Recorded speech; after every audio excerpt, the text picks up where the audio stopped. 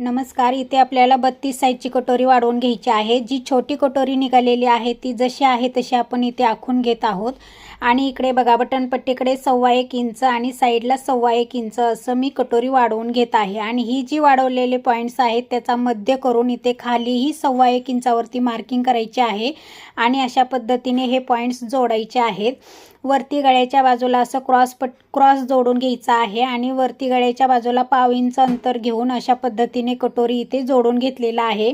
आता इथे 32 साईजची जरी कटोरी असली तरी मी इथे 1.25 इंचांनीच वाढवत आहे. कुठल्याही वेळेस मी इथे 1.5 इंचांनी सुद्धा वाढवते, कारण चेस्टनुसार थोडासा बदल इथे हवा असतो. तर हे बघा, इथे आता आपण वाढवलेली कटोरी जशी आहे तशी आखून घेत आहोत. आणि त्यानंतर आपल्याला इथे टक्स घेऊन बघायचा आहे. तर टक्स कसा घ्यायचा आहे, जेवढी आपण कटोरी वाढवलेली आहे इथे 1.25 इंचांनी वाढवलेली आहे, तर रुंदीला 1.25 इंच आणि उंचीला 3 इंच असा टक्स घ्यायचा आहे.